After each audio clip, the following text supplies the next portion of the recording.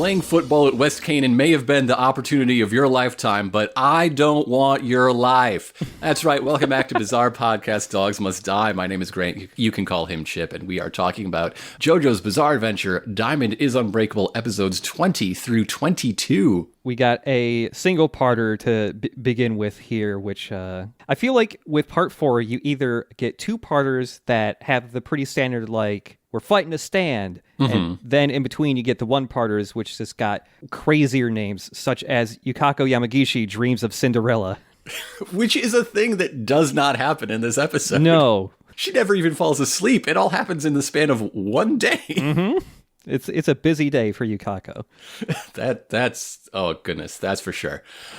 So we start with the narrator telling us that Yukiko has been feeling down lately as a train speeds by in front of her at the street level crossing. Mm-hmm. She's walking slow. She, eyes down at the ground. There's little girls walking ahead of her who are talking about their crushes and stuff. And when she's walking down the street, she sees, hey, here's Koichi hanging out with Josuke and Okuyasu at that cafe that everyone's been at a couple times in the series so far. The cafe where she confessed her love, yes, of all places. Yep. She and Koichi briefly make eye contact, and then she gets spooked. She blushes. She just runs away. She's ever since she tried to kill Koichi, it's been weird between them. Funny enough. Imagine that. Can you imagine? So as she runs away, she sees a sign advertising a relatively new business in town. It says, "I'll do your makeup and you'll find love." Yeah. And out bursts this bobblehead of a woman. She tiny body, giant head, screaming about how it finally happened. She's so happy. She's been proposed to. Her life has been made, and it's all due to this makeover she got. Yeah. Like, I don't know when, I guess this lady got proposed to before going into the makeup place? Maybe her beautician is the first person she needed to tell. Okay, yeah. But this lady just says a V sign and it just fucking speeds off as Yukako looks into this business and sees Miss Aya, who is the beautician here. The only beautician, it's her business. Dr. Aya, thank you very much. She has a whole wall of diplomas and certificates. Yeah. And so, she sees Yukako out there and she says, hey, what my sign says is fucking true. You want to come in? Her whole demeanor is being very elegant, very poised, very cold. Like she is a model for a brand that you will never afford. Yes, yeah. Also, bazongas. Yeah, like the first full shot you get of her, this is, she's stacked. It's ridiculous. And the second shot is her the doorway's POV welcoming Yukiko in, and all you can see of Dr. Aya is her chest protruding into the frame and covering a third of it. Yeah. Come on now. Yeah. Yukako she says nothing. She just goes fuck it and she walks in. And as she's walking in, the camera pulls back to the other side of the road, and hey, we briefly see Kira walking by. Every episode should have a little Kira peek, like the Observer in Fringe. He just shows up, and you got to make a game of spotting him.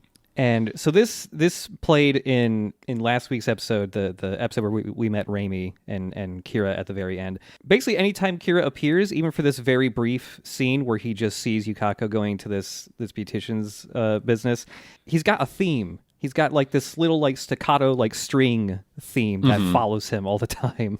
It's very good. I love his theme. It's really good. So inside, Dr. Aya is presenting the foolproof science of her method of cosmetology. Her catchphrase, I guess, is just constantly sighing dismissively, even while insisting that she's very passionate about this. Yes. So there's a difference in the English and Japanese dubs.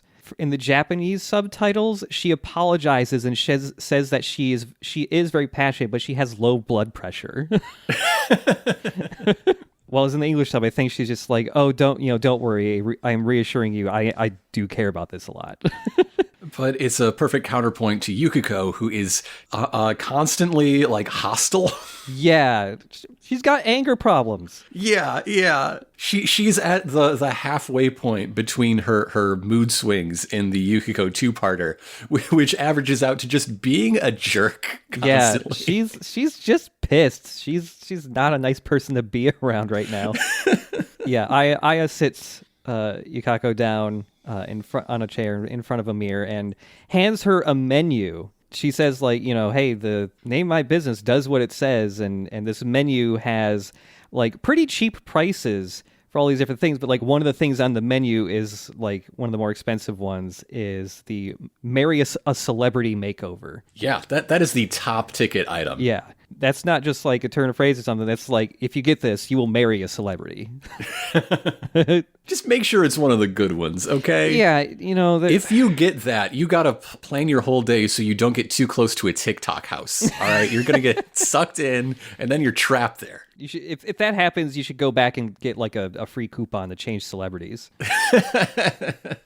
Oh, God, I hope I get one of the good Chris's. Oh, no, it's the shitty Chris. Oh, God damn it. We find out that the secret is all rooted in the science of physiognomy. Physiognomy is the belief that a person's personality is manifested in their physical appearance. And if you've read a book by Charles Dickens and you realize that all the evil people are super ugly, yeah. But if somebody has like handsome, noble features, no matter their station, they're a really good guy, then you understand physiognomy. Yep. But her theory is that it goes the other way around. By changing the face, you can become a better person. Yeah. Yukiko, you gotta get out of here. She's a fucking phrenologist. One of those books on the shelf is The Bell Curve. You've got to go. Here come the calipers. Watch out. Your skull's getting measured. Fucking get out of there. And so Yukiko is diagnosed with unacceptably angry eyebrows. Yeah. Her eyebrows are too fierce. Her eyes are slanted the wrong way. They just make her look bitchy. She's got resting bitch face. We got to fix it. Aya insists that surely these features have chased a boy away in your life. And Yukiko's like, no, nuh-uh, never. I chase them away myself. My eyebrows have nothing to do with it. I just threatened to strap them to electrical chairs if they study bad. Also, I built it myself. I know how to do that. She's industrious. She's handy around the house. Yeah. Mm-hmm. That's someone to settle down with. Maybe separate bedrooms, just to be safe. Yeah. So Aya is typing away at her computer, apologizing that she's not the greatest at Photoshop yet, but she's showing Yukiko what her face could look like. And it's almost like that Lisa needs braces Simpsons gag. Just not as grotesque, but it's flipping Yukiko through a bunch of different faces, and she's like calibrating the new look in, and so there's different shots of her like with really fucked up eyes or gigantic eyebrows shooting off the sides of her face. But she insists that this is a completely non-surgical solution. It's just some makeup application and massage, and that is one hell of a massage. Yeah. Most people try like plucking or waxing, but you're just gonna rub the eyebrows really good. So, yeah, like the new look of Yukiko she settles on is it's just her, but hey, her eyebrows are just like arched a little differently and just slightly up, and her eyes are wider. Just a little bit less cranky looking, really. And Yukiko still doesn't buy this whole service. So Aya offers to, well, you can do this and you can come back for a full refund if you want, and it's only going to last for 30 minutes. Find love in 30 minutes or less, or it's free. Yep. Just like any pizza place offers me. And you know what? I find love every time. Oh, yeah. Yukiko's just like, well, okay, fine. It's only 1,000 yen. It's not that pricey. Mm-hmm. And so, Aya just says like, okay, close your eyes. Don't fucking open your eyes. And puts like a little, smock over Yukiko. And then, surprise, surprise, Aya has a stand that appears. This stand is the titular Cinderella. Yep. And it looks like a robot with boobs made from citrus juicers. Yeah. It looks like a robot that doesn't have any of his armor plating on yet. It's very like skeletal looking. It reminds me of the feeling in childhood seeing beauty supplies for the first time and feeling like they're alien artifacts. Yeah. Like, what does an eyelash curler look like to a 5-year-old is the sort of like feeling that Cinderella raises. Cinderella also just floats. It like from the waist down, there's nothing. It has no legs. But the stand raises up its hand and goes in for some type of karate chop, and we cut to black. And now Yukako's just walking around outside. Her face looks just so slightly different, hoping that maybe, will this actually happen? Can I find love now? And then, like, immediately, Koichi bumps right into her. Yes, they literally run into one another because Koichi was looking for her because he was worried she might be feeling down. She ran off. He wanted to check and make sure she's okay. Mm-hmm. With this new confidence behind her, she manages to get some words out and invites him to go sit and talk, and he accepts, and they go to a different cafe from the one he was at like 15 minutes ago. Maybe that cafe feels like bad luck now. In a non-JoJo's context, this would just be like a Michael's Secret Stuff story. Yeah. You know, like the power was in you all along. You just needed the magic sunglasses from Big Daddy to feel comfortable enough to actually talk to the boy. Yeah. But because this is JoJo's, I assume someone is going to lose an organ or two in some grisly manner before we're done. Yeah. They're sitting down at this other cafe. They're getting these big banana sundae thingies. Yukako is overjoyed with herself. There's many times throughout this episode where we're just hearing her inner thoughts. Every time we get her inner thoughts, we get a frame of her drawn essentially in like Art Nouveau style. Yes, absolutely. With the golden frames and all the curly cues around her and stuff. Like, and it's usually her in a profile. Like, it's so Art Nouveau. The like supplementary materials specifically name Alphonse Mucha, who is the like defining Art Nouveau guy. Absolutely. Yep. Yukako is just so ecstatic that, oh my God, this is working. I feel like, I'm in love. I think she says he's so cute, small, and determined. I think is what she says about him. She also says, quote, that physiognomy stuff works wonders. No, stop it. Quit it. No. This is a magic stand, baby. This is ghost powers doing this. And not the basis for scientific racism in the 20th century. No, quit it. Quit it. Everything's going good. Koichi's, having a good time with her. But then all of a sudden, Koichi's got the shits. Well, before that, this date is going so well, though, in part because Koichi is a little clumsy boy. He's a little stumble bum. He spills his ice cream sundae, and as they both reach out to stop it from making a big mess, there is accidental hand-holding. Oh. And Yukiko thinks, this must be what heaven feels like.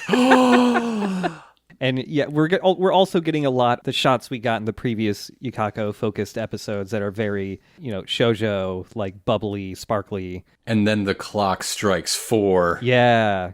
And Koichi feels some tummy trouble coming on. Yep, he's lactose intolerant now. It sucks. I guess every restaurant in town makes your guts explode. Yeah. Please hire a health inspector, please. Oh God, there's got to be a stand that's good for that, right? So yeah, it has been half an hour since the makeup was applied. Koichi has run off now. He's got to poop real bad. And Yukako immediately freaks the fuck out. Is shrieking at God. Why the fuck did that happen? What the fuck? And then super pissed off goes back to Aya and she's like, I told you it's 30 minutes, man. I love how angry she is on the walk. She nearly dies crossing on a red light. Yeah, she's just fucking power walking through everything. And shouts at the driver who's like, honk, honk. Hey, lady, what's your problem? Hey, I'm driving here. And she screams, stuff it up your ass. It's not my fault the freaking light turned red. Yeah.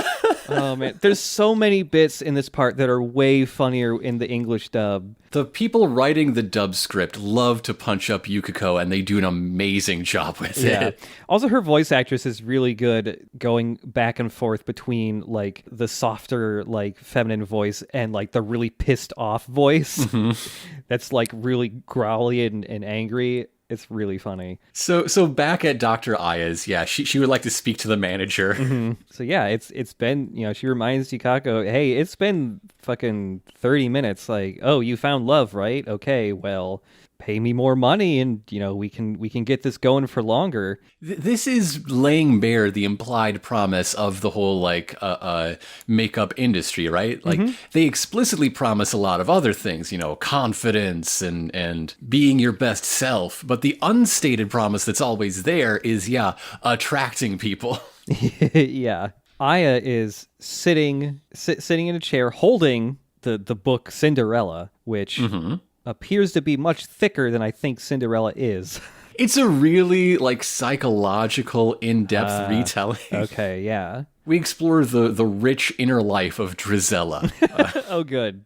Aya is telling Yukako that, like, hey, Cinderella got bullied a bunch in the story, but she had a pure heart, and that's why she found great love. And, if you want something good to happen, your heart has to be good, too. So can you fucking fix that part of yourself? Yeah. I don't know what kind of massage you're giving that can make people consider it, but, sometimes I think maybe I need one too. I'm sorry. I should be a better friend. Aya's saying, it's not just physiognomy. You gotta it's your personality too, girl. Aya talks about how when she was a little girl and she first was told the story of Cinderella, she wasn't identifying with Cinderella at all. She was fucking into the fairy godmother. That's who she wanted to be. She wanted to make other people's lives better via magic. And then she either developed a standard, got shot with an arrow. Like, we don't know Dr. Aya's backstory, at least in this episode. Yeah. And so she yeah, what does she do? Man. What does she do? So she's like, I want to bring happiness to people just like the fairy godmother. I'm going to make an exception and help you this time because you are so pretty and I like you. But I'm going to have to change a lot about you. And then she puts her finger up on Yukako's lips and runs it down and pulls her shirt down a bit to see a mole on her boob. And then she squeezes both of Yukako's boobs. And this is when you walk out. This is when you leave. This is when you say, no, thank you. This is when 13,000 red flags are going up all at once and you got to fucking get out of there. She's got a ghost power too. This is bad. Get out of there. And this is part of, Dr. Aya pointing out all of the things that she should change. And, like, if Yukiko gets a bigger rack, then Koichi will never be able to see her face. Yeah. He'll have to stand 8 feet away to just look into her eyes. I love my giant wife, but I don't know what she looks like anymore from the chest up. I'm constantly in shadow. Hey, Koichi, do you like my new eyeliner? Can you put on a sports bra so I can see it, please? Oh my god. Aya says, I'm going to have to do a makeover for your entire body. The Japanese subs are, I need it to become a body that can get love.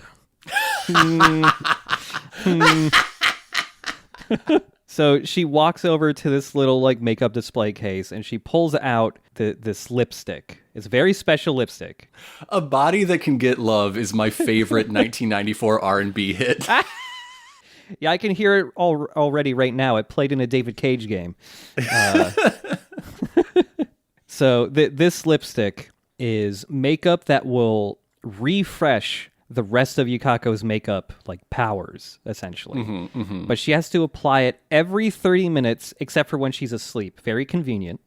And so if she can remember to do this regularly, she will have, her true love for the rest of her life. Yes. 24 hours of this lipstick is 72,000 yen. Yikes. But there's no price too high to win Koichi's love forever. So yeah, she just slams that cash down on the table and climbs up on the makeup bench. We have not described the makeup bench. It's a full reclining seat, like a dentist chair, sort of. Yeah. But there is a parabolic row of, like, spotlights. Yeah. It looks like the rig that they use for bullet time in The Matrix. But instead of cameras, it's just spotlights. Yeah. And now they are all turned on to illuminate Yukiko's body, she's just like wearing a towel like she's going for a massage. Mm-hmm. Underneath all of these screens that we saw used for like, okay, I'm going to do a 10-degree bend in your eyebrows and that'll do it. So she's covering her eyes, and man, Dr. Aya loves her canvas. Yeah. Oh boy. Dr. Aya is a little weird. Might want to call the cops on Dr. Aya, perhaps. Yeah. The whole Morio Chamber of Commerce, all of these small business owners are fucked up weirdos that love their job too much. Yeah. She's about to use Cinderella on Yukako, and her stand pops out, and Yukako opens her eyes and goes like, I fucking knew it. I knew it. You got a ghost. And she strangles Dr. Aya. Yeah, with her stand hair. Which is how you get the best service. That's the reason my car is always first in line for tire rotation. They see me coming. Yep. Oh shit, it's him again. Get all the cars out of the garage. Get them all out. Fuck them. Yeah, Yukako's kind of strangling Aya a bit here and says, like, I knew that you had a stand. I knew this is how this worked. But it's just like, okay, I just wanted to confirm that. Now I know. I still trust you, though. Pulls her hair back. Okay, fuck me up.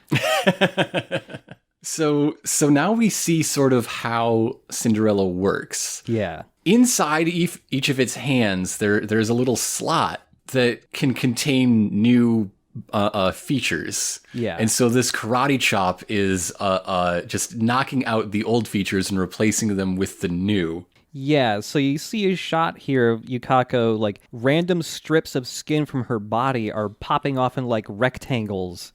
And they're, like, you just see black, like as if she's just hollow inside. She kind of looks like a sliding tile puzzle made of skin. Yeah. Now there's like new bits of skin like just materializing out of the air and going through the slots of Cinderella's hands, and when they come out the other end, they have like the new features like printed on them almost. Mm-hmm. And then they get slotted into Yukako. A really cool imagery. Kind of creepy.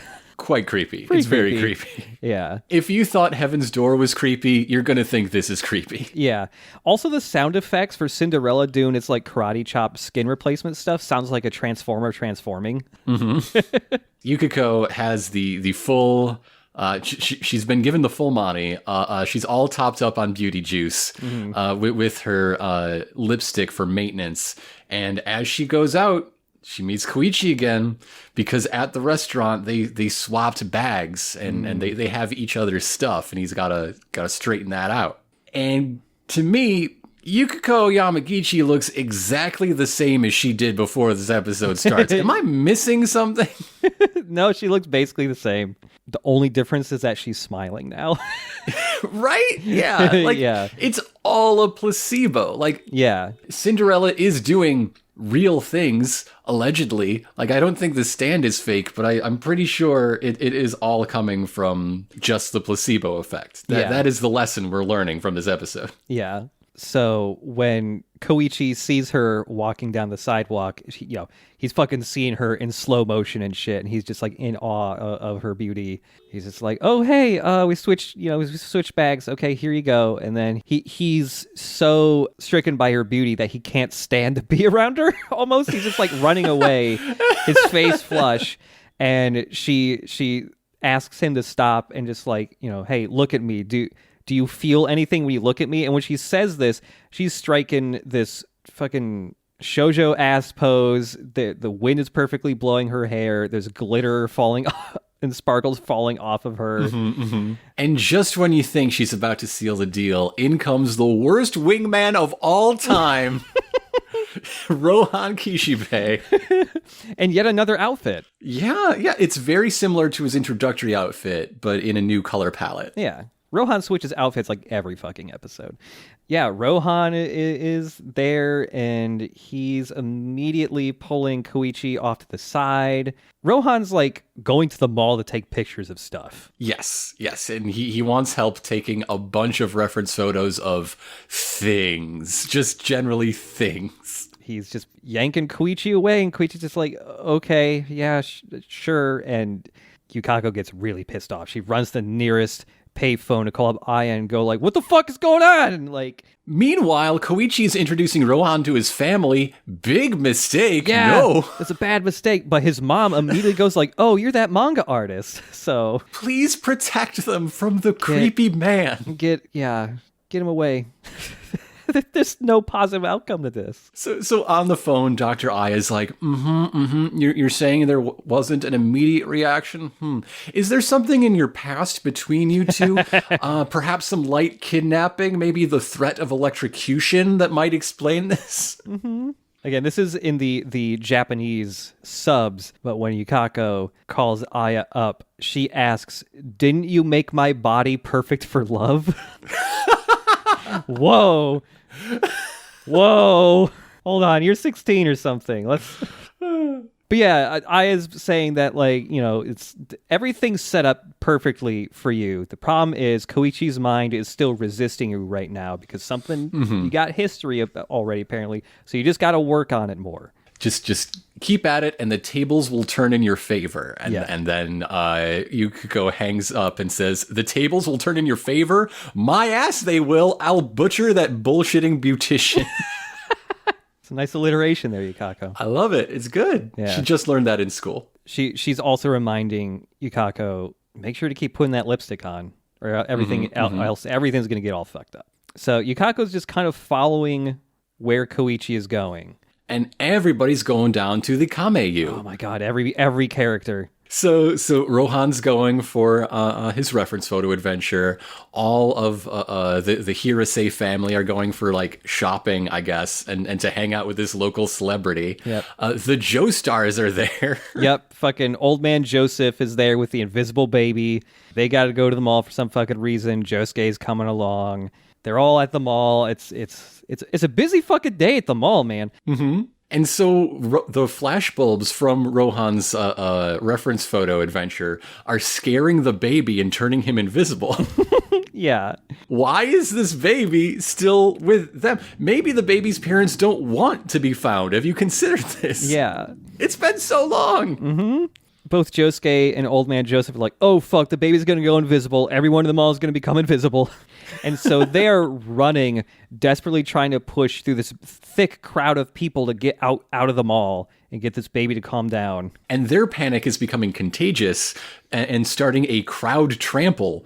And so it's hectic. It's very dangerous, especially since about 1 in 3, 1 in 4 Morioans are tiny baby people.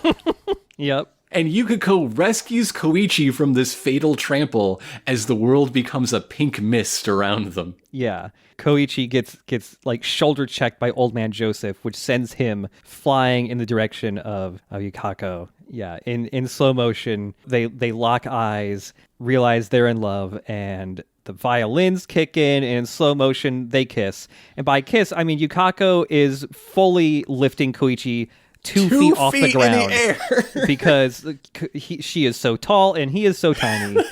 This is my relationship, everybody. So many people who are into size difference are looking for 9 feet women. But maybe you just want to be a 4-foot boy. Have you considered that? It's easier that way. I mean, as they're kissing, like it, you know, the still frame fades into a more detailed still drawing of this moment. Mm-hmm. We get our little interstitial card of Cinderella. And as we cut back into the action, it's school the next day. Koichi says, maybe my favorite line of his, it's a contender for sure. Don't freak, but Yukiko and I kind of made out. Yeah, and this scene is so funny. Well, Josuke is like sipping on a juice box or whatever, and after a moment, he nearly falls out of the 3rd story window. Yeah, the timing is so good because he doesn't say okay or react or anything. He's just staring straight ahead, sucking on this juice box, and then just tilts backwards. Oh man, it's so fucking funny. And he only survives because he uses Crazy Diamond to grab the window. So Koichi is talking about all these new feelings and experiences, and anytime he talks about Yukiko, he's drawn so much more soft, like even feminine. Yeah, you know what? And though I notice in those specific bits, he almost looks like the way he was originally drawn in the manga. where he looked way more like a Speed Racer character. Yeah. Meanwhile, Okuyasu is also sitting in this open windowsill, but he's been facing out the entire time, which helps him hide his geyser of tears. And Josuke is being a bro, and he's just like, this is pretty weird and shocking, but if you're into it, fucking power to you, dude. I support you. Good luck in your new relationship. But wait, what's this? Yukiko won't see him? Why for? Yeah, it's been 2 days and Koichi hasn't seen Yukako anywhere, and she won't answer his calls or anything. And so now I'm thinking, like, okay, we've met Hand Guy. We know about, like, this reign of terror, and the stories are still about pulling small-time scams and having first kisses.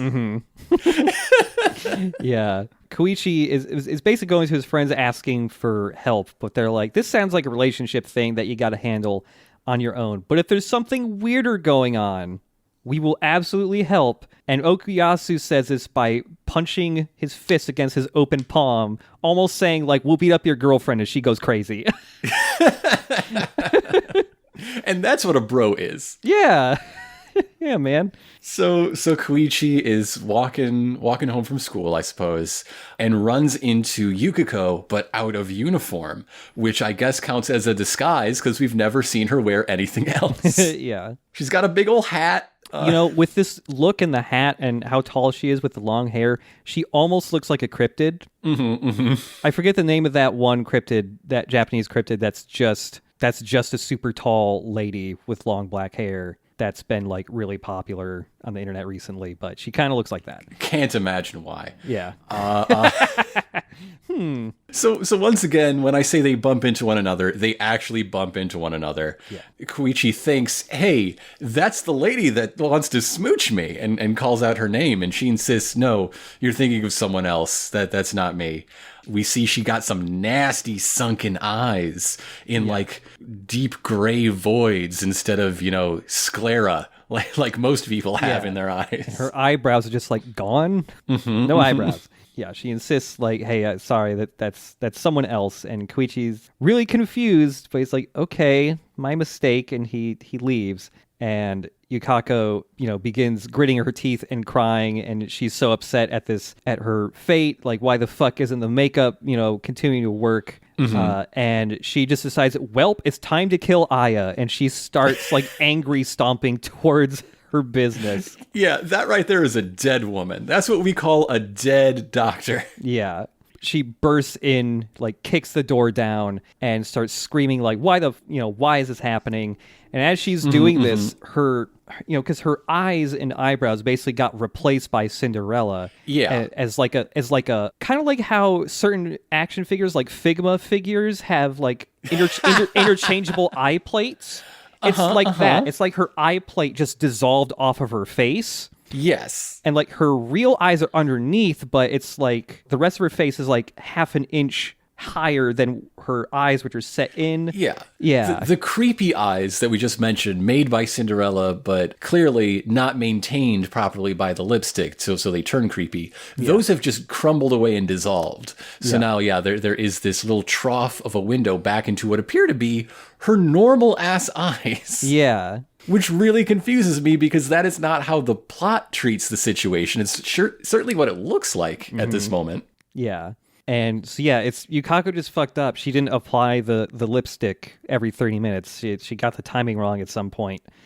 And Aya is just like, despite that Aya was grabbed by the neck by Yukako's hair and thrown like into the operating table, essentially, which then got crushed by the force of her being thrown into it.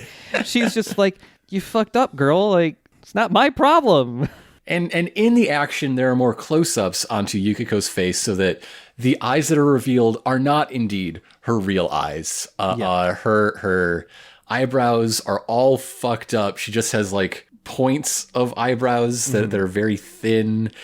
She has very heavy eyelids, especially toward the outer corners that just look like lumpy and bleh. Yeah. Aya is talking about, okay, so you didn't do this makeup stuff right. So she looks at her hands and the skin on her fingertips are like dissolving away. And her fingerprints are essentially just like burning away. She has no fingerprints now. Time to rob a bank. Oh, yeah. Aya's explaining how, like, man, you're a really angry person. I should not have helped you. And she starts describing how... Even while she's being attacked and threatened with death, she's still, like, half asleep from her tone of voice. Yeah. She starts explaining to Yukako that, like, hey, your face and palm prints are going to not exist anymore. The original eyes, those are gone. Like, you're just... this weird fucked up face you got now is what you're going to have. And as she's explaining this, the, like, eye plate portion of her face is getting overlaid with, like, a castle that's crumbling. And this whole time I'm thinking, you could just draw people different.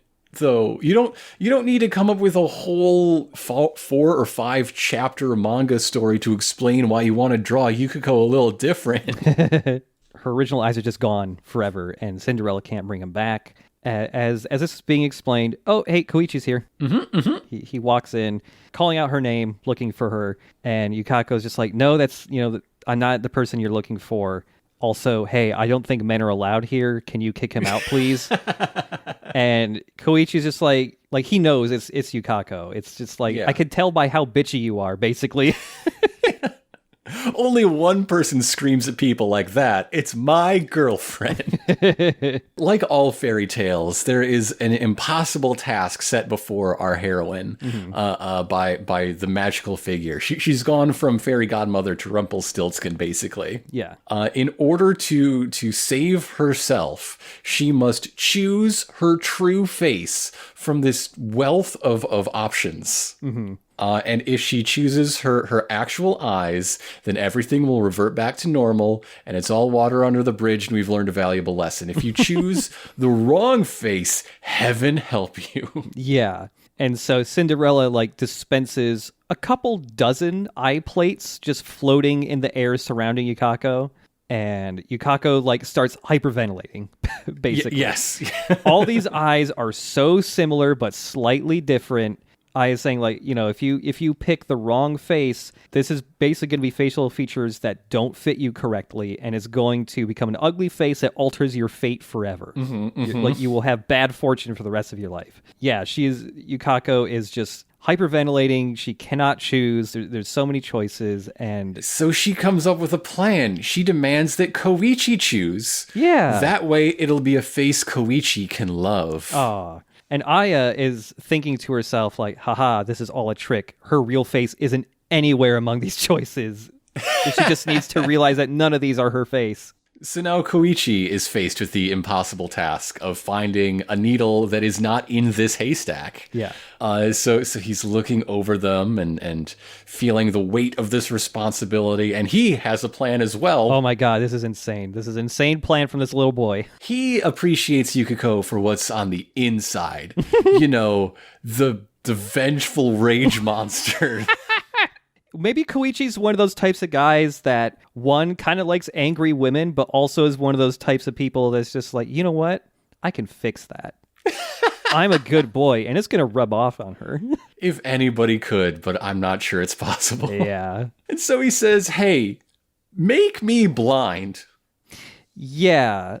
I like you for the personality that would resent me so badly if I make the wrong choice that I'd be better off blind. Yeah. Are you listening to yourself? Go smooch a ghost. She's waiting for you. Go. Raimi she's a ghost. You can't really go places with her too much, but she's really cute, and she's really friendly, and she's got a cool dog. Okay, so after our last recording, I went to AO3, Archive of Our Own, and you want to know how many fics I found tagged that had Koichi and Raimi together? How many?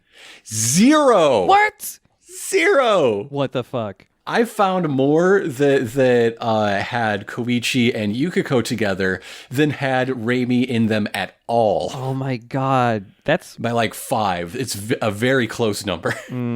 That's shocking to me, actually. People are letting me down. Yeah. I guess we know what we got to do now. You know what has almost twice as many fics as Koichi and Yukiko? Huh. Polnareff Avdol. Whoa. So I can call them sometimes. I like... Polnareff Avdol makes a lot of sense to me, actually. Right? Especially with all the like guilt over Polnareff feeling guilty for letting Avdol die, quote unquote. All right, yeah, that makes sense. Is there a lot of stuff about Rohan? It feels like there would be a lot of stuff for There's Rohan. a lot of stuff about Rohan. Okay. Okay, the top ships for Koichi. Number 1 by miles, Yukiko. Okay. Number 2, Rohan. Yeah. Followed closely by a thruple with the bros. Whoa. And Koichi / Reader is pretty much tied with that. Koichi and Reader. Oh, man. You meet a tiny little guy, and he likes you. Hey, check it out. This is pretty cool. So hearing Koichi demand that, like, if I choose wrong, then blind me, because I know Yukiko would resent me so much for giving her the unlucky face that I dare not look upon it, and this is a sign that we're starting from a healthy place moving forward. This gesture strikes Dr. Aya so much that she's like, you know what? I'm going to do these guys a solid. Koichi picks a face that, as we know, is not the right face. It couldn't possibly be the right face. But Aya fudges it and plugs in the right face all the same. She puts her finger on the scales again, but on the other side this time to ensure a happy ending. Yeah. They're ecstatic that her face is right, and Aya's just thinking to herself, like, this would honestly be a real dick move to fuck these kids up this much. So she walks away from Yukako and Koichi as they're like holding hands, like, you know, so happy together. And she basically tells Yukako, like, you know how to pick your man. And the frame transforms into a big Art Nouveau piece of Yukako and Koichi in love. There's a little heart design in the background where the heart is being held up by Act 1 echoes.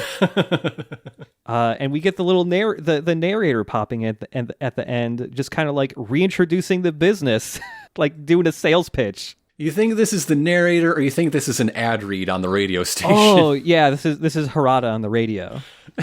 Yeah.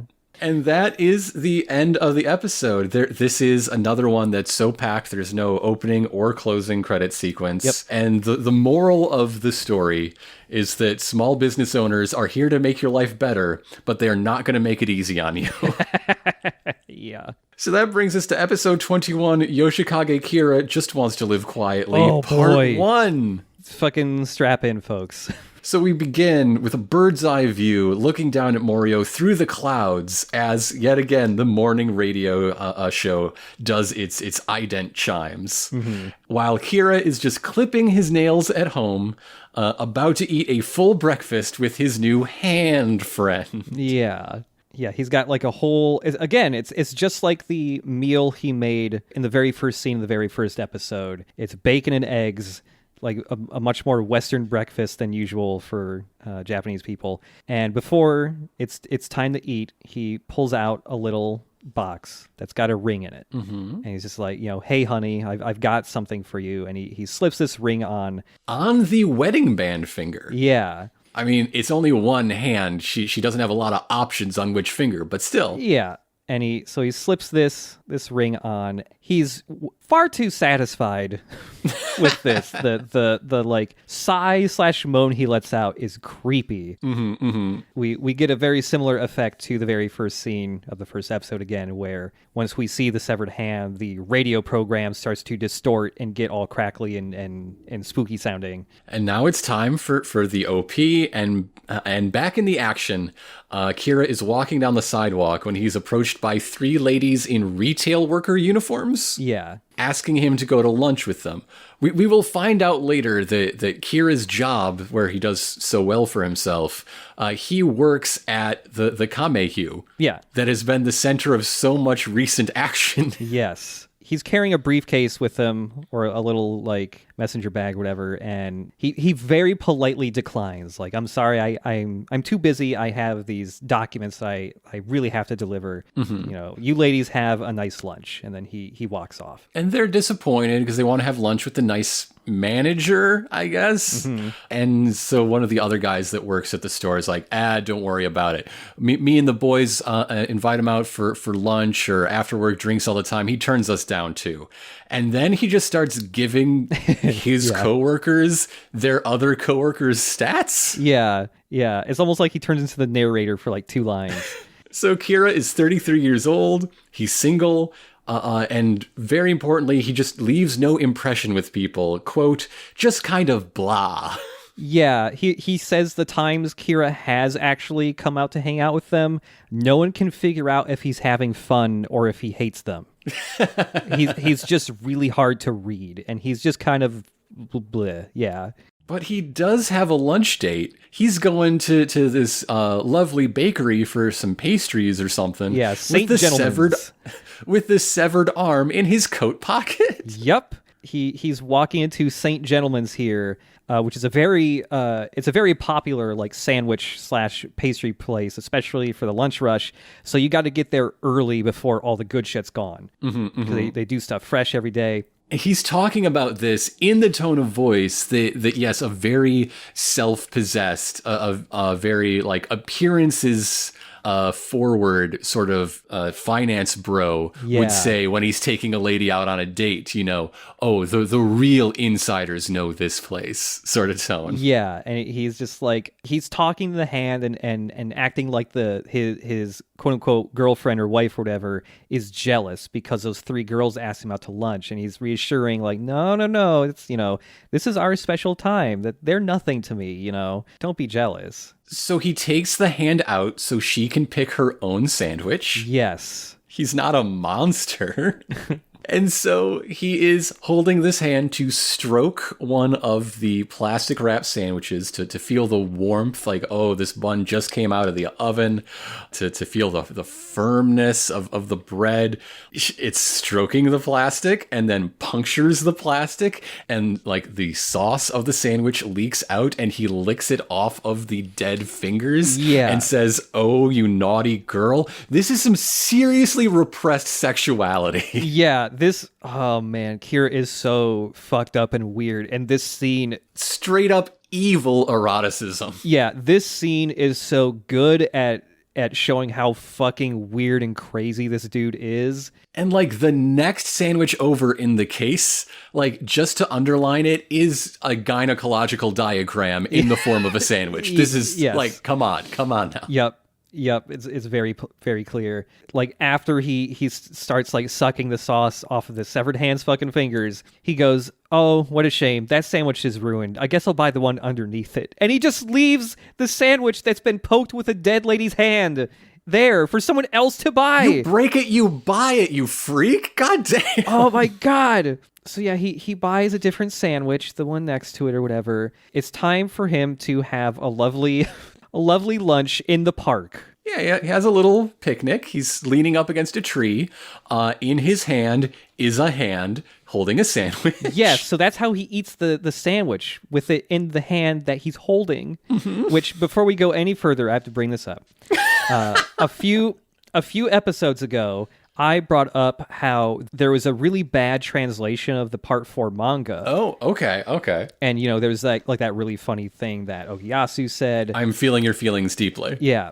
So, probably the most iconic badly translated line, because keep this in mind, this was, I think, the entire manga actually got translated by like a Chinese student or something for like homework or a project for school or something like that. And he eventually did the whole thing, and for a while, that was the only readily available English translation of Part 4.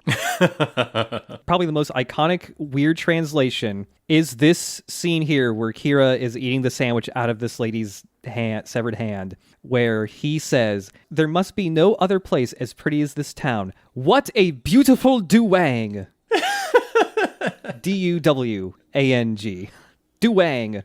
What is that I don't meant know. to mean? I don't know what a duwang is, but what a beautiful duwang is a thing that pops up in the JoJo fandom a decent amount. Is it a English like spelling of a Chinese word that wasn't Maybe? that the student felt was untranslatable, or at least untranslatable in their current studently skills. Maybe. But like a lot of the character names ended up being like straight up like Chinese names too. But it must be. But back in the action, as he is bringing the sandwich and the severed hand up to his lips to enjoy lunch, hand's getting a little smelly. Yeah. He's got to give it like a little spritz of Febreze and decide like, time to get a new girlfriend. Yeah. Oh, God, the fact that he's got a little spray just for his severed hands is ugh. He's been doing this for 15 years. 15 the man years. has a plan for every eventuality. Yep. So meanwhile, there's a stray dog or some dog approaches and like, dog, you do not want this heat. Run away. Run away right now, dog.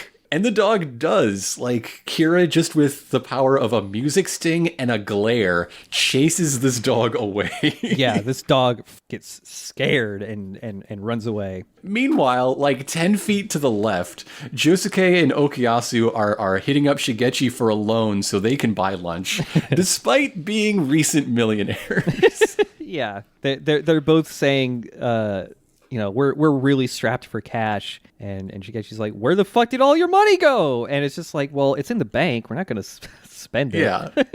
It is easier to hit up the bank of Shigechi than to just run over to the ATM, I guess. Yeah. They want 1,000 yen a piece because they barely got like $5 on them or something, and they don't want to buy like the shitty little bento boxes. They want the good shit. And Shigechi does lend them each 1,000 yen, and then he plops down on the ground so he can pull out his accounting book to write down some IOUs. And while he's writing down the IOUs and like logging all of this, he's like, "How do I spell their names?" How do I spell the word lend? Yeah. I love he's like this little accountant guy now who lending money out, but he barely knows how to write. So he also has a bag from Saint Gentleman. Everybody loves those sandwiches. And as he's writing out this IOU, we learn the precise date. It is June 24th, 1999. Yep. On this day, UN forces killed 3 gunmen in Kosovo. Whoa. And it is the day before Fred Trump died. Busy day. Or almost busy day. But yes, with Shigechi's command of the written word, again, he is not in middle school. There's no way. Yeah. For one thing, middle schoolers in anime are always international sports stars, or they're like globe-trotting psychic warriors. Yeah, they're adults by this point. Shigechi even has a dad. There's no way he's a middle schooler in an anime. Yeah. Yeah, as Shigechi is plopped down, like, writing these IOUs, he has let go of his St. Gentleman's bag, and so once he's done writing, oh shit, the bag's gone. Where could it have gone? That dog took his bag. Oh, man. So he looks around, he casts his eyes, and he sees a St. Gentleman's bag right next to a tree and figures, oh, that's my bag. I don't know how it got over there, but he goes and he takes it, not seeing Kira on the opposite side of that tree trunk. Yeah. So now this roly-poly pointy boy has a severed hand with him. Yeah. Oh, man. This is a very bad, unfortunate series of events that is happening. And so Kira immediately goes like, oh, fuck. Everything that happens in this episode from here on out, and all of the fallout that is sure to come, could have been prevented if Kira decided to become a JoJo villain who does kill dogs. Yes. Oh, my God. The one time a dog was spared. And this happens. Oh, man. This is like if the elderly puppy from Switzerland ate the Stone of Asia and became supercars instead of cars. The super dog probably could have killed Dio.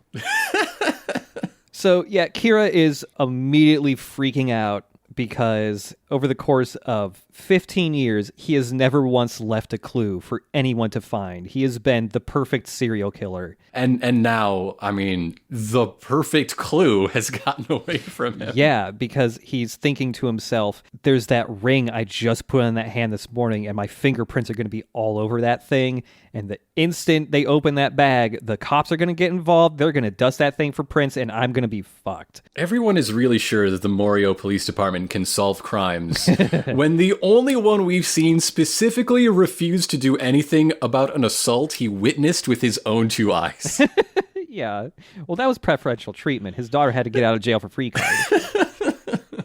I don't think we said it specifically, but the reason the severed hand is in the sandwich bag is because in the moment that Kira turned to scare the dog away, he stuffed it in the bag so that it would be out of sight in case that, looking at a dog caught anyone's attention. Yeah. Now Kira is following Shigechi, keeping a little bit of a distance, but Kira's a little different in that there's so many times throughout JoJo where when you're hearing a character's thought processes, they're speaking it out loud. Mm-hmm. Kira's the only character where you actually just hear his thoughts and he's not talking out loud because it wouldn't make sense for a serial killer. So, and that's why he's so overpowered. Yes, yeah. He's trying to figure out how to get it. Like, should he do it stealthily? Should he just fucking attack Shigechi and just yank it? And he decides against that because it's going to call too much attention. He's got to find a sneaky way to steal this bag back. So he's following at a really close distance, an uncomfortably close distance, because eventually, Shigechi meets back up with Josuke and Okuyasu, and as soon as he calls out their names, Kira, stops dead in his tracks, turns around, and just tries to play it casual. Yeah. As if that's not the most suspicious looking thing you can do. Yeah. I don't know if we've completely described what Kira looks like. I don't think we've described what Shigechi looks like from the neck down either. Yeah. Small, roly-poly, kind of a green student uniform, but he's got big yellow balls lining it. Yeah, he looks like he should sound like a Christmas sleigh when he walks. All these yellow balls along the seams of his school uniform. Yeah, but Kira is, a very well-kept, clean, salaryman-looking guy. Blonde hair, kind of a lavender, light purple suit with a pastel green button-up shirt underneath with a kind of a deep red tie with a cool pattern on it with skulls on it. Yes. Like angry demon skulls. Yeah. If you squint your eyes a bit, he kind of maybe looks like an anime salaryman version of David Bowie. Absolutely. Yeah. Yeah. But yeah, as Kira's trying to figure out what to do here, and Shigechi bumps into Okuyasu and Josuke, Shigechi's just like, hey, when you guys get lunch, how about you come hang out with me at my middle school? I know a really cool secret place to have lunch. We'll bust into the PE room. Yeah. Where all the equipment is stored and stuff. Because the PE office has a full coffee and tea set up. Yeah. And none of the teachers take their lunch there, so you can just get free drinks. Yeah. Josuke and Okuyasu are just like, nah, no thanks. We're going to go get our own lunches. Yeah, they're still trying to figure out where exactly. They just got back from St. Gentleman's, which is sold out, of course. Yep. So they settle on going to the high school cafeteria to, hang out with Koichi over Okuyasu's protest that he doesn't want to be a third wheel to those honeymooners' love fest. Yeah. I think it was a previous episode when the English dub Okuyasu... Yeah, it's when Okuyasu's crying and says that, why is it Koichi that gets to play tongue hockey? Yeah, Okuyasu and Josuke go on they leave Shigechi on his own. So as soon as they're gone, Kira goes for a sneaky snatch to just rip the bag away. Yep. But wouldn't you know it, Shigechi turns around in that moment. They bounce off each other, and Shigechi makes bouncy noises when he stumbles around. Yeah. Shigechi just thinks, oh, oops, my bad. Sorry to bump into you. No big deal. And then he just runs off and with a goofy little run. Yeah, and Kira's just like, fuck. The perfect murderer is now faced with the problem of outsmarting a greedy, illiterate child. Yeah. He could just say, I'll give you $50 for it. Yeah. That's it. It's true. If he knew that Shigechi liked money that much, he probably could have done that. And he already has the perfect lie. He knows that St. Gentleman's is sold out for today's lunch service. He's like, I was really counting on that. Here's $50. It's way more than you paid for that sandwich. Yeah. Shigechi is running all the way to the middle school. Kira's getting real worried, great. Now it's in a fucking middle school. This is even going to be even harder to grab this thing without, catching the attention of anybody, especially if the kid opens the bag first. So Shigechi is in his little hidey spot among all the PE equipment. And as he's about to dig in, So many near misses. That's how they ramp the tension. He almost sees the hand so many times. Yep. But the window slides open for Kira to hop in, and there's thunder booming just to underline that window slide. It's very good. Yeah. So yeah, Shigechi is off in the side room about to make coffee. This child should not be drinking coffee. No, he shouldn't. Kira is on his hands and knees, like slowly crawling. His hands are reaching slowly towards the bag. But oh shit, here come Okuyasu and Josuke. They've changed their minds. Everybody wants free coffee. Hey, they bought the shitty bento boxes they said they didn't want. And Shigechi is a little surprised to see them too. Quote, "I can't believe you two actually showed up after calling me a stingy bastard. You're a couple of hypocritical pricks." Yeah. Who's teaching this child this language? Right? Goodness. And Josuke's just like, haven't you ever seen somebody just change their mind? So they have a hostile friendship, but they still want to hang out. Too much tongue hockey, I guess. I guess so, yeah. So this whole time, you're wondering, where is Kira gone? Because they're not seeing him. In this PE equipment room, it's a big stack of... The vaulting blocks. Yeah, the vaulting blocks. And they're all stacked up on top of each other. And so Kira has lifted some of those up and hopped inside it. Yes, he's inside the hollow space of the stackable vaulting blocks, and Josuke sits on top. Yeah. Sealing him inside. Yeah.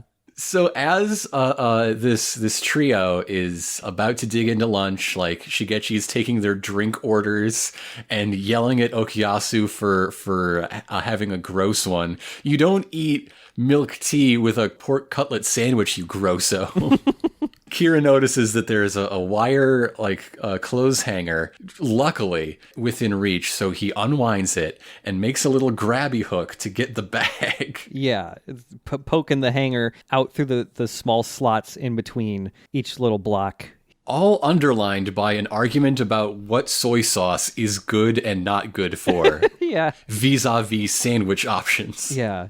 He threads the hanger underneath like the flap of the still closed bag, and he lifts it up. He starts reeling it in, but the weight of the hand is too great, and the sticker holding the fold of the bag is too weak, and so it opens up and it tips over. And fingertips are just barely peeking out from over the bag. Yeah. And so Josuke, the curious boy, is like, hey, what knocked that bag over? I'm going to come check it out. And Shigechi, the greedy little imp, is like, don't you dare take my good sandwich. Fuck you, Josuke. Yeah, he's very protective of his sandwich he thinks he has. And so Josuke is just like, fucking fine, damn, okay. And while this argument happened, Josuke got up off of the vaulting blocks. And the argument was just long enough for Kira to rethread the wire on the inside of the bag instead of, through the closed loop and get it just close enough that he can pop out, snatch the bag inside his little hidey spot. Yeah. And now Shigechi's pissed off because somebody made his sandwich disappear. This is bullshit. He is very mad. Kira has torn the group apart without really trying. Yeah. They all hate each other right now. All it takes is just a sandwich to tear these three apart. Or really just tear these two apart from the one. Yeah. Josuke and Okuyasu are just like, what? What are you talking about? We have food already. And so Shigechi is still really angry and like, I'm going to fucking find out what you guys did in my sandwich. And so he sends Harvest out to find it. And so some of the harvests wind up inside the blocks and they start like grabbing at the sandwich and Kira's freaking out. Mm-hmm. I don't think he can see Harvest. It turns out I'm wrong, which makes me wonder if maybe Kira wasn't supposed to be a stand user yet, and then a decision was made like, nah, he already has his stand. But some of this dialogue implies that he's just seeing the bag dance around and is like, what the fuck is this? Yeah. But I guess the intended reading now in hindsight is he's seeing little harvest bugs and like, what the fuck is that? Yeah. Just as the little harvest guys are about to start pulling this bag away, Kira doesn't notice them this first time because they just barely get within reach when a teacher barges in and goes like, "Hey, are there fucking kids in here?" And so they all have to cheese it before they get caught. They all scramble. They all escape. The gym teacher is like, "God damn it! I buy so much fucking coffee because of these coffee sneaks." Yeah, and so they all run away. and it's just Kira alone in the room, and he is overjoyed. He has overcome this adversity. And he just walks right out the front door like he owns the place. You know? Yeah. He's got his bag in hand, thinking about his good luck and how he makes good luck through bold choices. Yeah. He immediately starts talking to the hand again, or thinking to the hand, just like, don't worry, honey, we're reunited once again. As he thinks that, Shigechi walks up behind him going like, hey, why do you got that sandwich bag? That's my fucking sandwich. So Harvest tears open the bag, and the hand, of course, flops onto the ground. Yep. And Kira's like, I see you also have a unique power. Yeah, this is the first time he has actually seen a stand. He thought only he had a unique power, like many of the stand users encountered in Part 4. And Shigechi is freaking the fuck out. He immediately gets defensive off a strong whiff of stranger danger, and you know what? Good call. Yeah. Yep. So in order to combat that, in order to calm down this kid, because, screaming kids attract attention, he wants to live quietly, we can't do, he just starts introducing himself even more than the guy in the beginning of the episode did. Yes. This is where we learn that, yes, he works at the Kameiyu, as seen in the previous episode and the one before that. So yeah, Kira's whole spiel here. Kira is kind of like an American Psycho style character, or other stories like it. He always goes to bed before 8 p.m. He always stretches 20 minutes before bed so that he can wake up nice and refreshed. He always gets a perfect 8 hours of sleep a day, drinks a glass of hot milk before bed, all these things that are just about the basic routine comforts day to day on a schedule. Yeah, we get his whole nighttime routine, his daily schedule, and how he doesn't seek out conflict that would interrupt, the perfect ideal life which he chooses to lead. And like American Psycho is exactly the right call. There's a whole genre of horror stories and serial killer stories about how to be the ideal image of what a person in modern society ought to be either requires a psychopath or will drive you to become a psychopath. Yeah. Yoshikage Kira is Black Swan for office working men, Yes, yeah.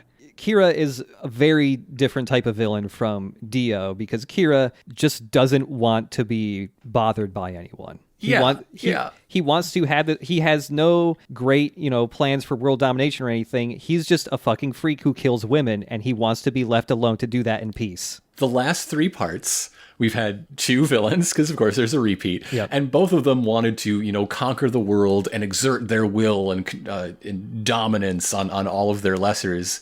And Kira just wants to live quietly. Yeah. And kill people while he does it, but that's not a big deal.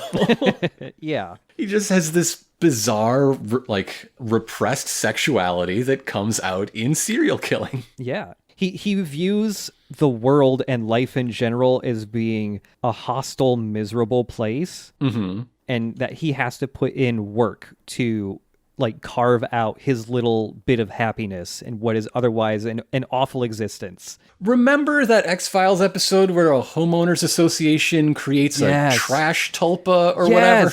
Yeah. That's Kira. Kira. Yeah.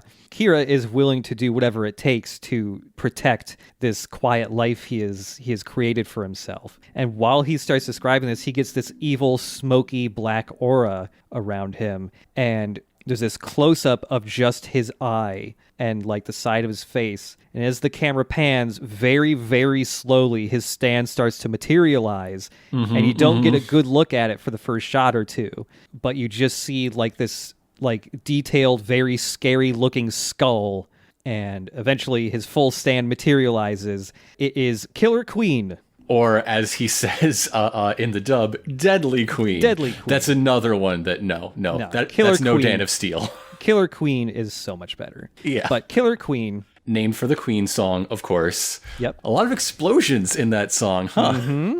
Yeah. So Killer Queen, I love the design of Killer Queen. The way I'm going to describe it will make you picture it pretty well, but it makes it sound lame. That's not the case. Imagine if Mewtwo, the Pokemon, had a flat featureless face, lost its tail, and became an MMA fighter. Yes. That is Killer Queen. It has these wide open, like pink cat eyes that never blink, very small pupils, very small mouth, otherwise featureless flat face. It is wearing gloves, shoes, and a wide belt. That's it. And like sports tape on its legs and arms. Yeah. And it's got lots of like these golden medallions on its gloves and its shoulders and in its belt of just like the scary skull that is on Kira's tie. They coordinate. They're best friends. Yeah, man. So our cliffhanger ending here to part 1 is Kira threatening Shigechi's life so that he can get that good night's sleep that he wants every single day. Yeah. And that's the end. And we pick up immediately in episode 22, Yoshikage Kira Just Wants to Live Quietly, part 2. It begins with a brief recap of that threat, of the appearance of Killer Queen and its like horrifying skull visible beneath its face. Yeah, you see its skull before its face actually like materializes over it, which is fucking cool looking. It's so good. And so Harvest swarms them both, Kira and Stand alike, and is poised to cut Kira's carotid after Shigechi eventually remembers the name carotid artery. Yeah, he just knows there's some type of good artery to slice there if you want to kill somebody. He does recall the word eventually, but still not how to write the word lend. This boy needs a lot of tutoring. Kira and Killer Queen are both covered in Harvest, and like several of the Harvest are at his neck, and they like dig their hands into his neck a little bit. He's bleeding. They're ready to kill this dude at a moment's notice. And now we see Kira kind of on the back foot, kind of at a disadvantage, because this is the first stand he's ever seen besides his own. He does not understand stand fights or stand interactions. Yeah. He's got to make it up as he goes along, which is the position Shigechi was in like 2 weeks ago. Yeah. Just by being friends, he has gained an advantage over the perfect killer. Yeah, and like Shigechi is even spouting like some know-how about stands, because like he can tell, hey, this is like a fully humanoid, muscular stand that looks like it can pack a punch. That must mean it's pretty short range. I'm just gonna stay far away from you and let my harvest do its work. Mm-hmm. But Kira he's still like keeping his cool. He's still confident that he can win the fight. He's so confident, in fact, that he's like, I'm going to explain my ability to you. And as he says that, Shigechi notices that Killer Queen is holding a 100 yen coin in its hand. Shigechi's like, what the fuck is that? And has Harvest, pull it out of Killer Queen's hand and bring it to him. And what it is a bomb, because Killer Queen's ability is to turn anything it touches into a bomb. Yep. So we see it demonstrated when it explodes right in front of Shigechi's face, and it tears his face wide open. Yep. We have skipped dog violence and gone straight to child murderer. Yeah. That is how Kira works. Yep. And I love this ability so much because it is in exact opposition to Crazy Diamond, right? Yes. Destruction versus repair. When you think about it, it's also like something that can stop Josuke's healing ability, because whatever he touches is a bomb, and Josuke has to touch things to heal it. Yes. So, yes. Yeah. So that realization brings on the OP, and meanwhile, some girls are just gossiping about Cinderella's. Yeah, yeah. That is what we cut back to, talking about their promises and how they can't possibly deliver on all that.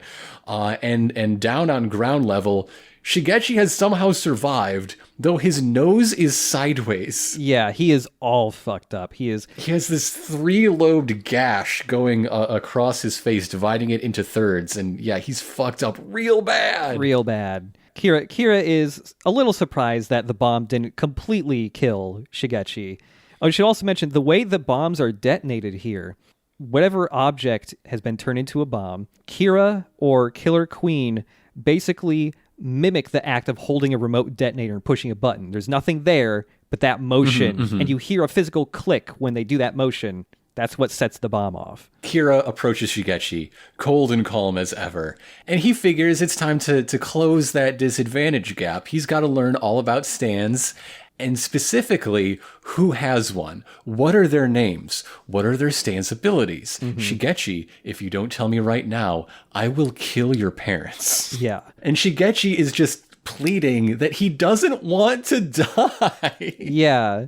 Because we've already got like that little bit of like Shigechi talking very fondly about his mommy and daddy. He always calls them that, and like how they call him their special little man, all that stuff. The special little man is being faced with death for the first time in its life, and it's his own, and he does not like it. It's fucked up. Shigechi, he puts it together. Shigechi is the first person to realize, oh shit, you're the serial killer that everyone is looking for. You're the one who killed Reimi Sugimoto, and that freaks Kira the hell out. Yes. Like, how does anyone know that name? So this puts him on the back foot long enough for Shigechi to summon Harvest and escape. And as Kira sees, some trailing harvest bugs go around the corner of the building, he rushes off after him, but that's not where Shigechi is. Shigechi is indeed a special little man because Harvest harvested a bunch of leaves and built Shigechi a fake shrub to hide inside. Yes.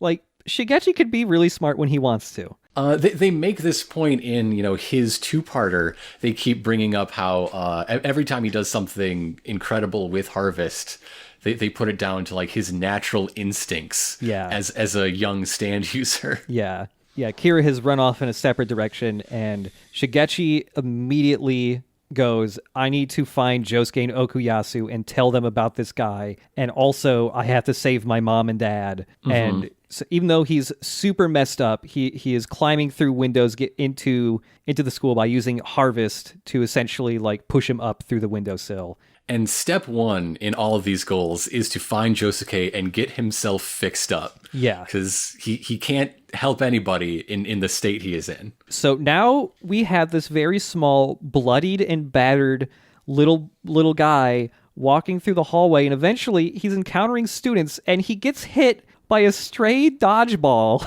and collapses to the ground. It looks like he is killed by this dodgeball. He's on his last HP, and this dodgeball is the finishing blow. And these three girls combine and see this bloodied little guy, this little ball on the ground, and go like, "Oh, what? Something's wrong with him." They don't seem to fully process that he's absolutely covered in blood and has holes ripped through him. Quote, I wonder what's the matter with the little guy. What do you think? What do you think?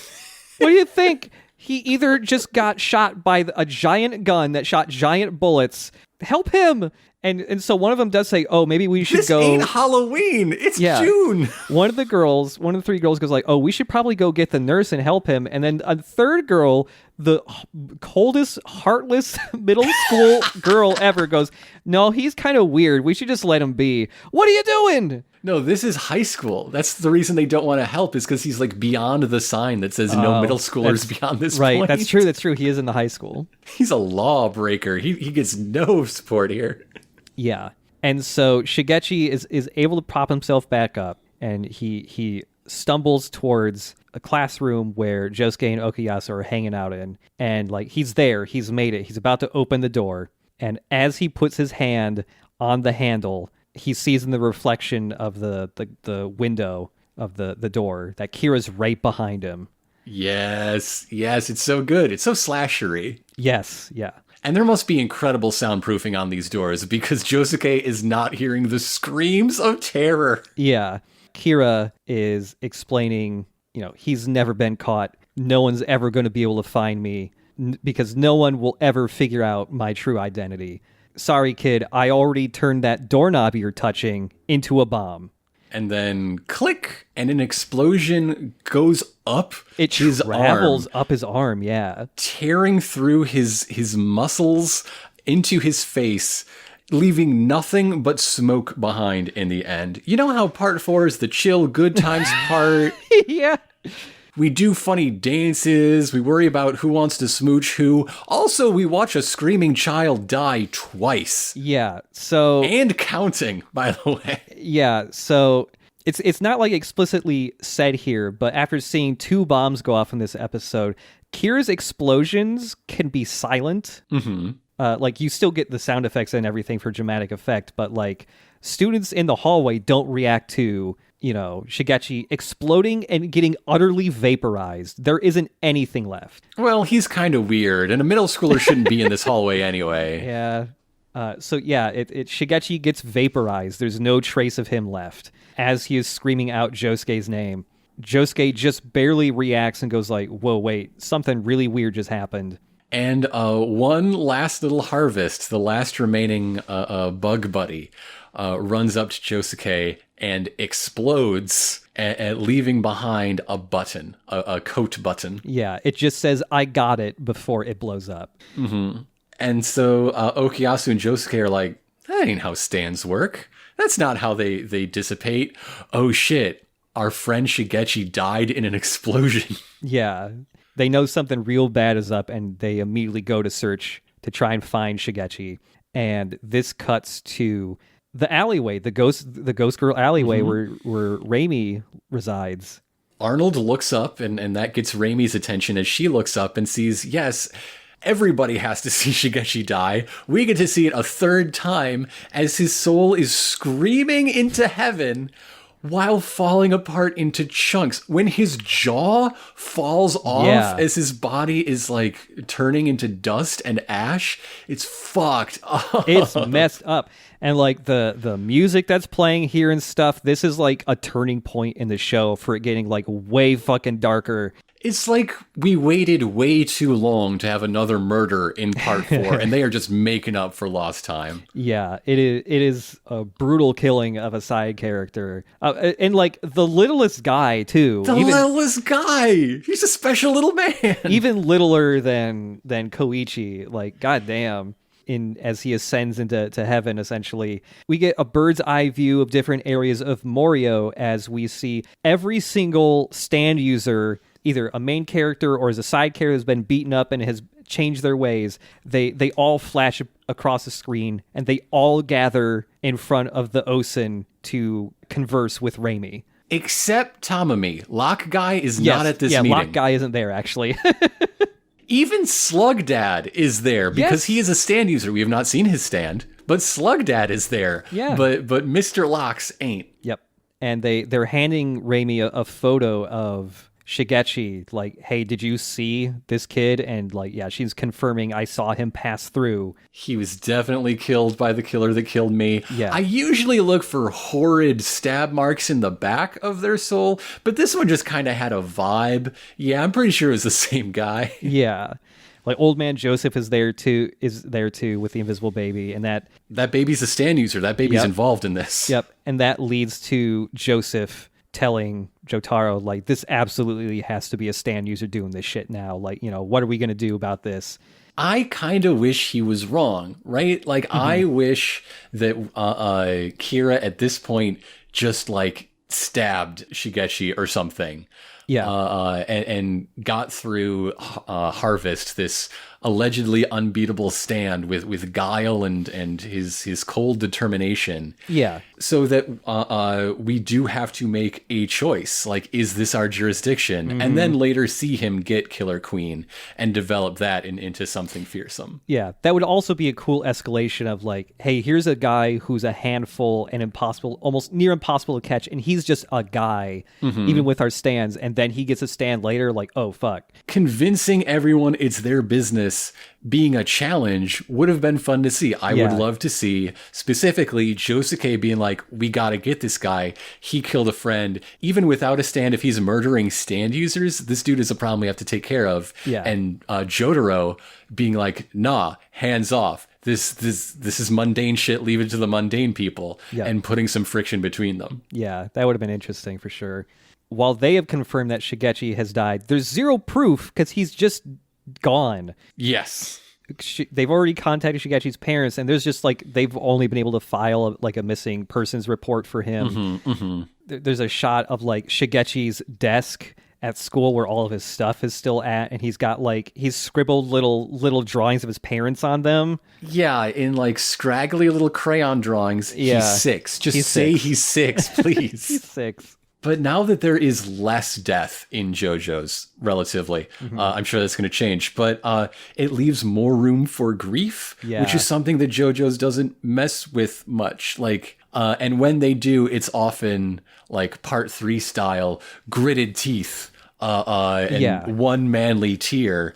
But no, it's just like, there was a kid here, and now there's not. And there's a family that has to figure out what to do with themselves. There's a hole in this community. Yeah. And it's a very different mood. And you can see some of the different characters dealing with it differently. Josuke is conflicted because he tells Koichi he doesn't know if he should feel mad or sad, and he's really frustrated just feeling like he doesn't know how to feel or how to properly react to this. And Okuyasu is wrecked because he's been through this. Yeah, he's been through this. Like he just turns and silently walks away from the rest of the group and just leaves with his dad. And yeah, it's almost like he's reliving his brother's death, and other characters here who didn't know Shigechi as well are still like clearly disturbed and worried about what's happening. Not everyone here has the greatest connections to each other or anything. These are all friendly stand users essentially, and they're almost like putting together like a stand-powered neighborhood watch. Essentially, yeah. This meeting also means that everybody knows each other. At least they've been introduced, right? Yeah. Except Tamami. Yeah. But there is one bit of important business. Josuke still has that button, and Jotaro takes it and is like, maybe we can get something out of this. It's a long shot, but it's the only shot we have. And this is the first actual clue to finding Kira's identity in 15 years. So you know what? Shigechi, you done good. Yep. You did more than anyone did in more than twice your lifetime. Yeah. And so all the other stand users here are all basically just saying, okay, we're going to keep an eye out for anything suspicious. We're all going to try and keep our guard up so no one else gets fucking got by this guy. And as everyone's kind of going their separate ways into like their smaller like cliques, Josuke crosses the street at the same time Kira does. He's there. He's fucking there. Like, was he taking notes? Did he think this is like a stand user meeting? What's up with that? Yeah. Kira notices that it's Josuke and Okuyasu there and makes note of that. But while he's, going across the road, a woman catches his eye. There's 2 ladies dining outside at a cafe. And one of them is gossiping about the guy she's dating that she clearly hates. She does not like this man. She does not respect him. She expressly says, I'm only dating him because his dad is rich and owns some land. Yeah, she's like showing off this ring that her boyfriend got her, and she fucking hates it. And she's like showing it off to her girlfriend here, and her girlfriend's just like, that only looks like it was like 150,000 yen. That's some cheap shit. But she's got pretty nice hands. Yeah. Kira thinks to himself that she's got a rotten soul, but her face and hands are beautiful, and I can show her a good time. And so as this woman gets up and goes down the road, he has found his new target. I love the guy sitting behind these women at the cafe who's just trying to read his Popular Mechanics magazine in peace. Yeah. And so as Kira decides he's got a new target, he bids farewell to his current love. He had already turned the hand in his bag into like a low-powered bomb, and he activates it, and it just dissolves. And he bids farewell because it's time for a new hand. And so we have a freeze frame as there is one of those classic stamps on the screen announcing Shigechi's death. Yeah. Right into our mid-card presenting Killer Queen. Doing a crazy-ass pose. So this is originally in the manga where the events of Yukiko Yamagishi Dreams of Cinderella take place. Yes. There's a several-day time skip we're about to talk about, and so that is where that story was. Yep. And in adaptation, they reordered things to squish things together. Yeah, I think it's better to have that happen before all this. It is now Monday, June 28th, the day after Chandler Riggs of Walking Dead fame was born. Wow, okay. The boy who would be Carl is 1 day old during these events. Oh, boy. Yeah, it is a beautiful morning again. The morning radio show is playing again. It's Kai Harada, and the camera zooms in on not Kira's house, but what appears to be like an apartment complex or something. Where he is having a quick breakfast with his new hand friend. Yep. He is having breakfast with her hand in her apartment. And after making breakfast and pouring coffee and stuff, he says, oh, sorry, I'm going to be gone for a while today. I have some business to attend to. But when I get back, let's have a wonderful dinner together, as he just strokes this hand that is wearing that ring from the previous scene. Meanwhile, Koichi's angst has cooled into a sad paranoia. He's no longer doing superhero monologues. He's in despair at his own feelings of not being able to trust anyone, looking over his shoulder, seeing suspicion around every corner, and he hates that. It's exhausting, and it's not the way he wants to live. Yeah. And so as Koichi is slowly walking down the sidewalk, he comes across Jotaro, who is doing detective he thinks shit. Is super cool, and yes. he wants to hang out with him for once. Yeah. Jotaro's clearly doing detective shit right now. And Koichi's just like, oh, wow, you're so cool. Are you researching that button from the serial killer? So he's trying to figure out a way to get Jotaro to talk to him. A daunting task if there ever was one. Yeah. And he's thinking about like, well, when I'm hanging out with Rohan, he won't fucking shut up. But this is totally different. How do I get this guy to open up? And like, ask him about fish, talk about fish, ask him about fish things. But he doesn't ask him about fish. He just says, hey, I think that coat of yours is badass. Yeah.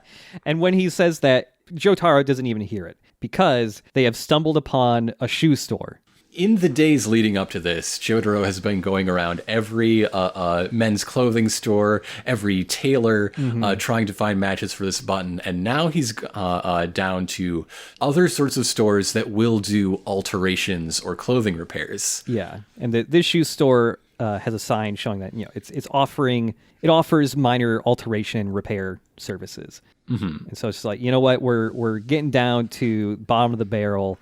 Still no leads. Let's check this place out.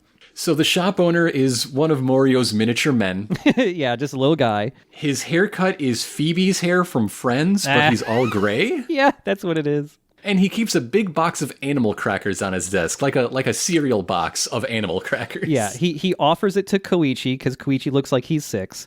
And he's like, hey, you can have anything but the giraffes. I like to keep those for last. And Koichi says, no, thanks. And every time I see this scene, I think, what? If somebody offers you animal crackers, you take those. I fucking love animal crackers. If I had a bag of those right now, I'd go to town on them. Just saying. He can't keep himself from the giraffes. That's what it is. Yeah. But jackpot. Kira's jacket is here for a repair of, that same missing button.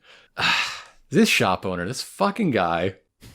I mean, he's dead, right? Everybody knows he's dead, right? Yeah. I'm not spoiling too much, but he takes pride in the fact that he knows all of his customers by name. He has total recall of all of them, but he refuses to say the name. Not out of any sort of confidentiality, just 'cause he wants to read it from the tag to show he's organized? Yeah. The shopkeeper seems like he's not entirely all there, honestly. Yeah. he seems like a little senile or something. He slowly goes over to Kira's jacket, which, by the way, earlier, after Shigechi was killed, Kira does notice that his button is missing, but he doesn't think much of it. He's just like, oh man, I lost it at some point. Oh well, guess I'll just have to get it fixed. He doesn't think at first that button could be a potential clue. So the shop owner goes over to the jacket. He slowly peels the tag out from the collar. He takes a moment trying to remember how to pronounce the characters on the tag, but yeah. But you insisted you remember the man's name. Everyone's just say the name. Yeah. He does not say the name. Instead, his head explodes. Yeah, his hand explodes, and he just looks at his hand. Half of it's missing. One finger is barely held by a thread, and then it just falls off. And he goes, "What happened? My hand exploded."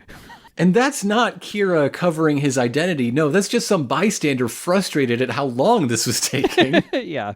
And so is this old man, is just freaking out at the fact that his hand half of it is missing. There's a tiny tank on his shoulder. Yeah, a tiny tank rolls up on his shoulder. It's this little round blue tank with a skull on it, much like the skull on Killer Queen. And it speaks in very short, blunt sentences with Kira's voice. And it talks like Sub-Zero. It just keeps saying over here or look over here.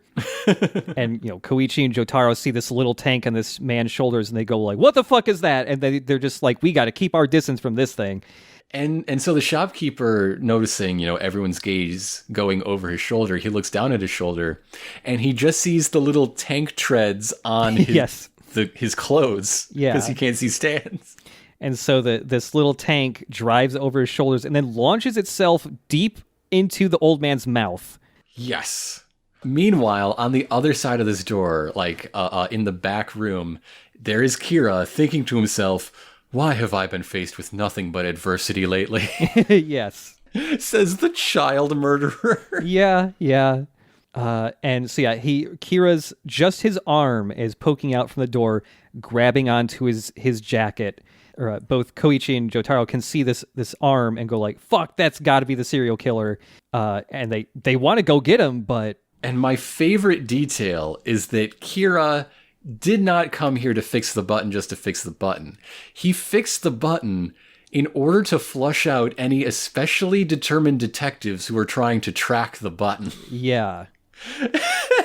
Yeah. And so Jotaro, with his finely honed Columbo senses, has an inkling that, this hand reaching out to grab the coat is a trap. And so he stops Koichi from rushing forward in order to blow the case wide open. Like, this is not the time. Yeah, because this little tank has started ticking like a clock. And as Jotaro grabs Koichi, like, whoa, hold the fuck on, he turns around and shields Koichi as this little tank fucking explodes. Mm-hmm. And that's our cliffhanger. That's a clip. The next episode is not Yoshikage Kira Just Wants a Quiet Life Part 3. No, it's a brand new story, but there's a cliffhanger anyway. Yep. I guess because of what we mentioned earlier with the manga, this post-title card part probably is part of the chapters attached to the next story. Yeah. And that story will be called Sheer Heart Attack Parts 1 and 2.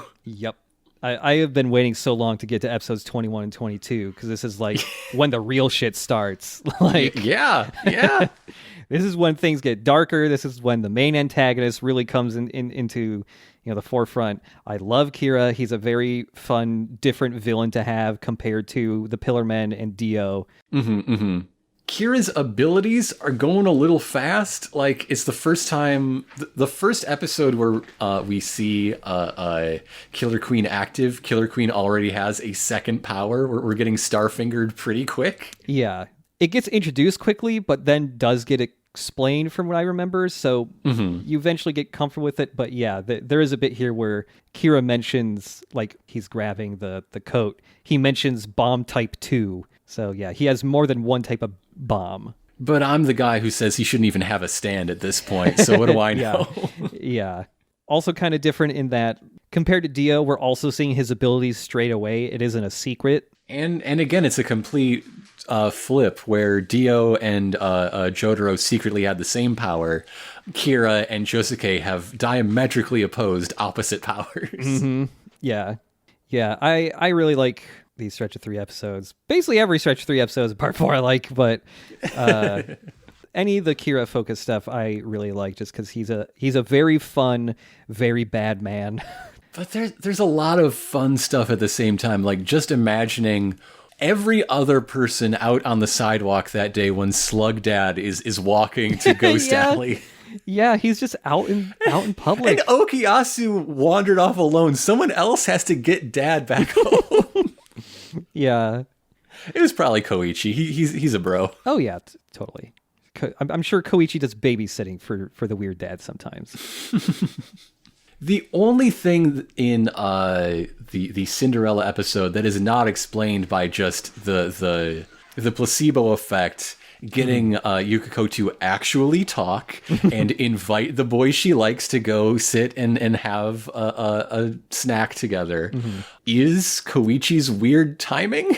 Yeah. Maybe that's Cinderella's secret power. It doesn't attract people. It just puts a clock on other people's guts.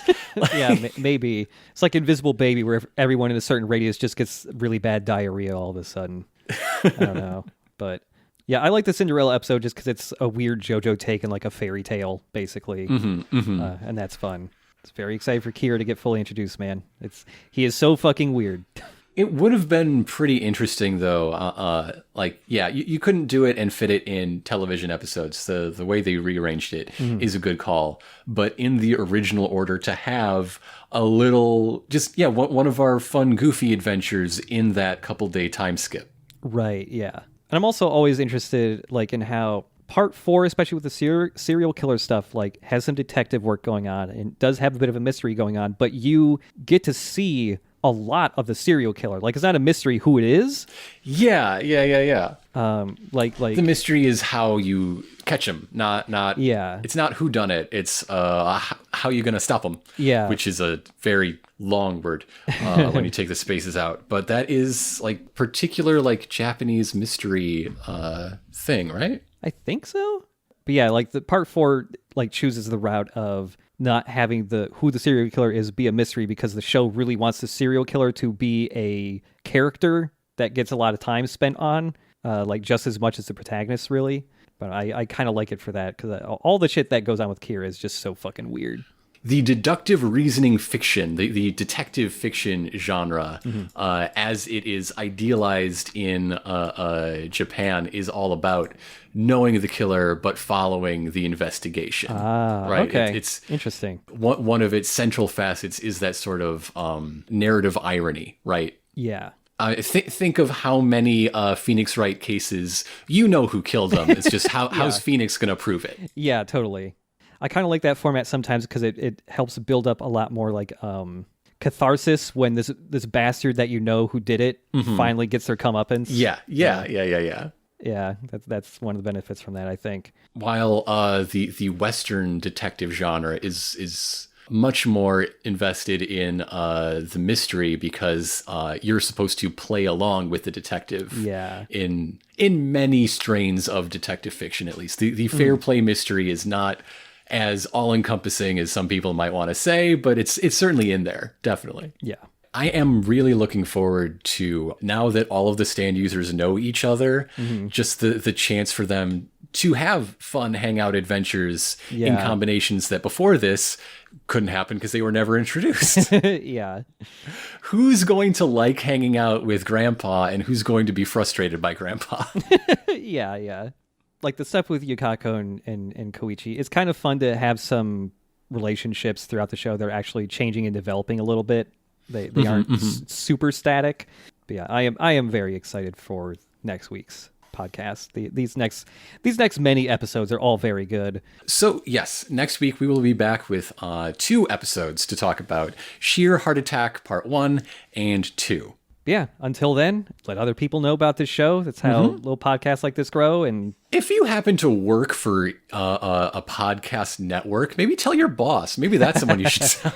Maybe, yeah. What if this show wound up on Earwolf? That's all I'm saying. What if? Yeah. What if? Things happen. More people need to hear us talk about JoJo. I think we have some fun things to say about it. But yeah, until then, see you later, everybody. To be continued.